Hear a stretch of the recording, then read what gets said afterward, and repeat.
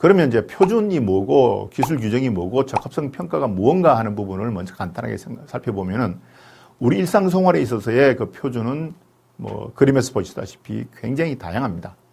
즉 시간도 그 표준에 의해서 맞추어져 있죠. 지금 현재 우리나라 표준과학연구원 대전에 있는 크리스에 있는 그 시계는 30만 년의 1초가 그 차이가 나도록 되어져 있는 것이고 그에 맞춰서 우리나라의 시계가 맞춰져 있습니다. 그 다음에 아침에 일어나서 세수 양치질 할 때도 칫솔이나 치약도 표준이나 시험 방법 등이 정해지고요. 그 다음에 출근하고 사무실 도착해서 승강기를 타실 때도 승강기 안전에 대한 기준이 있고요.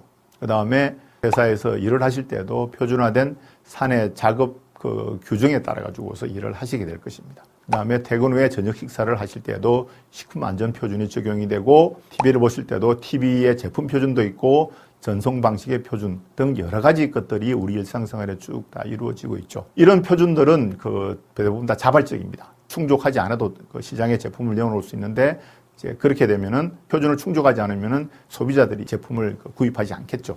따라서 표준이 뭐냐라고 했을 때에 제품, 서비스 등의 공통적이고 반복적인 사용을 위해 표준화 기관에 승인된 규정이다라고 이야기를 하고 있는데 표준이 어떤 역할을 하느냐라고 하니까 품질 향상입니다. 표준을 충족시키면은 최소한의 품질은 보장이 됩니다. 그 다음에 호환성을 제공합니다. 이제 우리나라에서도 교통카드가 전국에 다 쓰고 있습니다.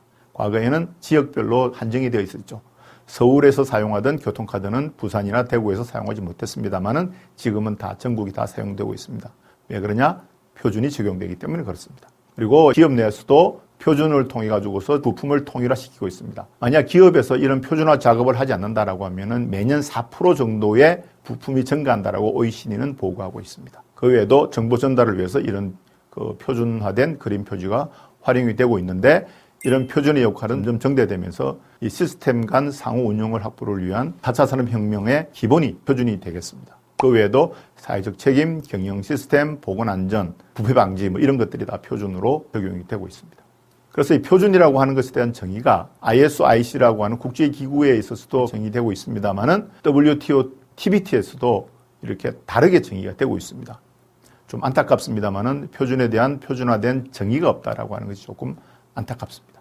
그 외에도 이제 기술 규정이란 뭐냐 하면은 표준은 자발적인 것에 비해서 기술 규정은 법에 의해 가지고서 강제적으로 이 적용을 시켜야 되는 것들입니다. 만약에 그렇게 하지 않는다라고 하면은 형사처벌을 받도록 되어 있는 거죠.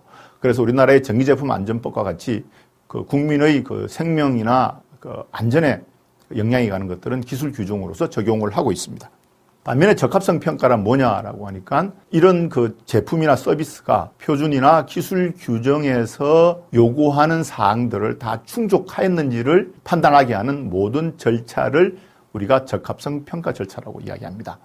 예를 들어서 이 제품이 표준을 충족시키느냐 하는 것은 이 제품에 대한 시험 결과를 보고서 판단을 하고 그 다음에 이 제품을 지속적으로 동일한 품질의 제품을 생산할 수 있는 시스템을 갖추어져 있느냐 하는 것을 보고서 인정을 하게 되겠습니다. 그래서 제품의 시제품을 가지고서 시험하고 인정하는 또 그와 관련된 모든 절차들을 우리가 통칭해가지고서 적합성 평가 절차라고 이야기를 하고 있고 그런 것들이 인증, 시험, 검사, 교정, 그 다음에 공급자 적합성 선언 이렇게 나누고 있는데 이 공급자 선언은 다른 시간에 다시 한번 말씀을 드리겠습니다.